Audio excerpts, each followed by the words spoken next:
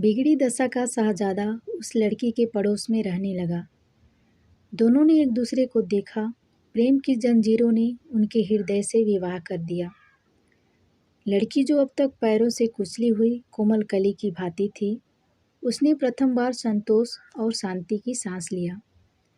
किंतु धर्म के ठेकेदार यह किस प्रकार सहन करते थे कि कोई दुखित स्त्री लोहे की जंजीरों से छुटकारा पाकर सुख का जीवन व्यतीत कर सके। उसका विवाह क्या हुआ, एक प्रलय उपस्थित हो गई। प्रत्येक दिशा में चहुओर शोर मचा कि धर्म संकट में है, धर्म संकट में है।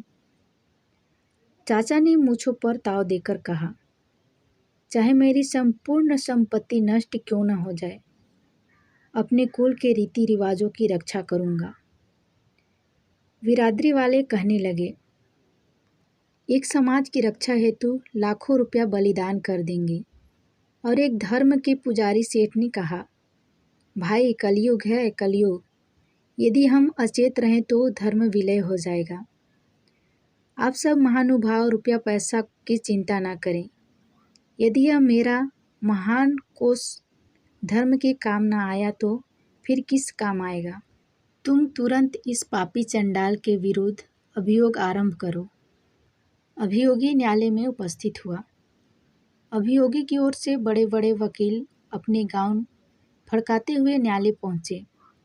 अभागी लड़की के विवाह के लिए तो कोई एक पैसा भी खर्च करना न चाहता था, किंतु उसे और उसके पति को जेल भेजवाने के लिए रुपया की थैलियां खुल गईं।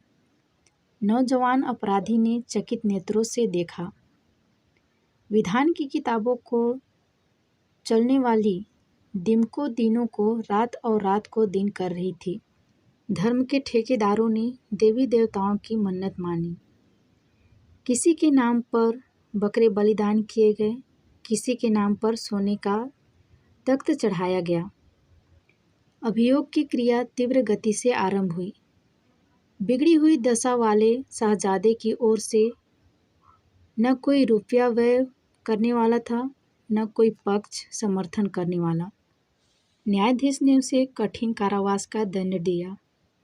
मंदिरों में प्रसन्नता के घंटे घड़ियाल बजाए गए। संपूर्ण शक्ति से शंख बजाए गए। देवी देवताओं के नाम बलि दी गई। पुजारियों और महंतों की वन आई। सब आदमी खुशी से परस्पर धन्यवाद और साधुवाद देकर कहने लगे, भाइयों, यह समय कलयुग का है, किंतु ईश्वर की कृपा से धर्म अभी तक जीवित है।